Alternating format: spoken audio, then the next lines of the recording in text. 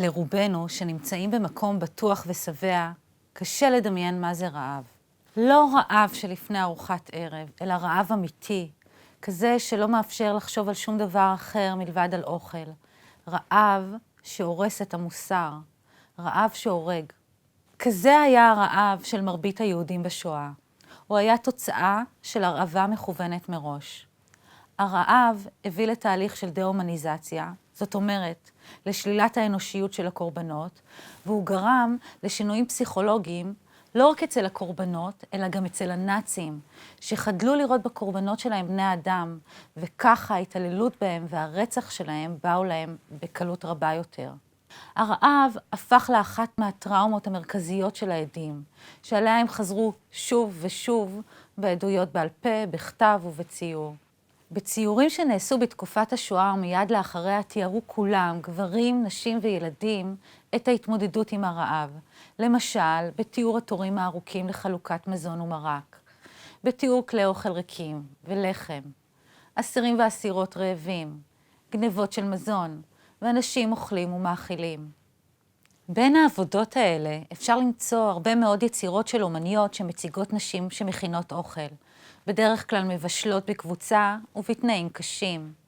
יצירות כאלה תיארו פיסה ממציאות של מחנות וגטאות שבהם התאפשר הבישול. תהליך החברות שעברו נשים הביא אותן לראות בפעילויות משק הבית ובתוכן הבישול חלק בלתי נפרד מהזהות האישית שלהן. הבישול הגדיר את הערכה העצמית של האישה ואת המעמד שלה, ובתרבות היהודית גם את היכולות שלה כבלבוסטה, עקרת בית יעילה וחרוצה. כשג'ודי שיקגו מתייחסת להכנת מזון ולרעב בסכנה כפולה, היא מבקשת לספר ולזכור את הנשים שהמשיכו וניסו להזין את המשפחה גם בתקופה של מחסור קיצוני, וגם כדי לספר על אסטרטגיות שנשים נקטו כדי להתגבר על הרעב. בציור השמאלי, אישה מבוגרת מוזגת מרק לשתי נשים צעירות ממנה. השולחן הריק והמראה של הנשים מעידים על הרעב. בציור הימני אנחנו רואים מצב נפשי שונה. עכשיו אותן הנשים מקשיבות לאישה המבוגרת שמספרת להם על מאכלים יהודיים וארוחות שבת וחג. הזיכרון של הארוחה הוא לא רק של אוכל, הוא גם זיכרון של אווירה משפחתית שהיה חשוב כל כך בתקופה של התפרקות העולם הישן ואובדן בני המשפחה.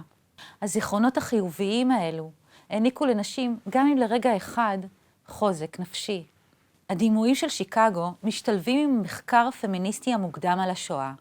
חוקרת השואה, מירנה גולדנברג, טוענת שנשים התמודדו עם הרעב באמצעות שיחות ארוכות על בישול והחלפת מתכונים. השיחות האלו היו יעילות במיוחד במחנות, והן יצרו חיבור בין נשים זרות שבעקבותיו הן סיפקו אחת לשנייה עזרה הדדית, נחמה, הגנה מפני סכנות וגם מזון. המתכון שמונח על השולחן מבהיר לנו שהנשים לא מדברות רק על המאכלים שבארוחות החג, אלא גם על האופן של ההכנה שלהם. לטענת גולדנברג, הדיבור על מתכונים הפך את הנשים למורות, וככה התחזקה הערכה העצמית שלהן. ניתן לראות את זה בחיוניות של הדמות של האישה המבוגרת כשהיא מדברת. ספר המתכונים שכתבה מינה פכטר, יחד עם השותפות שלה לחדר המגורים בטרזין בשנת 1942, הוא דוגמה מרתקת לאופן שבו הורחב הדיבור על הכנת מזון לכתיבת מתכונים ממש. פכטר רשמה על חתיכות נייר קטנות מתכונים למתאבנים, קינוחים וריבות, דגים ובשר. תחשבו על היצירתיות ועל ההתנגדות הרוחנית שהפתקים האלה מבטאים. פכטר עצמה מתה מרעב בטרזין כשהיא בת 72. הסיפור שלה מלמד על הגורל האכזר של הזקנים בגטו, שבעצם הם היו הראשונים להיפגע מהרעב ומהחולי. הסיפור של פכטר יכול גם ללמד על הפער בין דמות האישה המבוגרת והחיונית ששיקגו ציירה ובין המציאות ההיסטורית. שיקגו בחרה להבליט בעיקר מוטיבים חיוביים. עבודה נוספת שמבליטה מוטיבים חיוביים כאלה היא קדיש למטבח של האומנית האמריקאית קרול המוי. במרכז העבודה שלה עומד שולחן ומסביבו תלויים מתכונים מספר הבישול של מינה פכטר. על השולחן פזורים נרות זיכרון שמסביבם גדרות תיל. גדרות התיל הן סמל שואה מוכר וידוע. אבל באמצעות דפי המתכונים, עמו יוצרת מערך סימבולי מקורי ונשי לזיכרון השואה. נתבונן עכשיו בעבודות של האומנית הישראלית חנה שיר, בת לניצולי שואה. בניגוד לשיקגו ולעמוי, היא מתייחסת לרעב מנקודת מבט אישית, לטראומת הרעב של אמא שלה, שהשפיעה עמוקות על היחס שלה למזון, לאכילה ולאכלת הבת שלה. בסדרת עבודות שהיא עשתה על אוסף הממחטות של אבא שלה, שיר מדברת עם ההורים שלה. על אחת המטבחות היא רוקמת את המשפט, ואימא שלי אמרה, אני אכלתי קליפות של תפוחי אדמה, אני, ואת לא רוצה לאכול מרק, אני בישלתי. בעברית העילגת מועברת ההתנהגות האימהית שלהם. מצד אחד, אימא אוהבת ודואגת, מבשלת ומפצירה לאכול. את כל האהבה שלה היא מביעה דרך האוכל, והיא נעלבת כשהבת מסרבת לאכול מהמרק שהיא הגישה. מצד שני, היא מבנה לתוך התחנונים שלה את הטראומה שהיא עברה. היא לא חומלת על הבת שלה, אלא היא מעמיסה עליה את העבר ומנסה לעורר בה רגשות אשם. על ממחטה נוספת שיר כתבה, והקליפות האלה תקועות לי בגרון.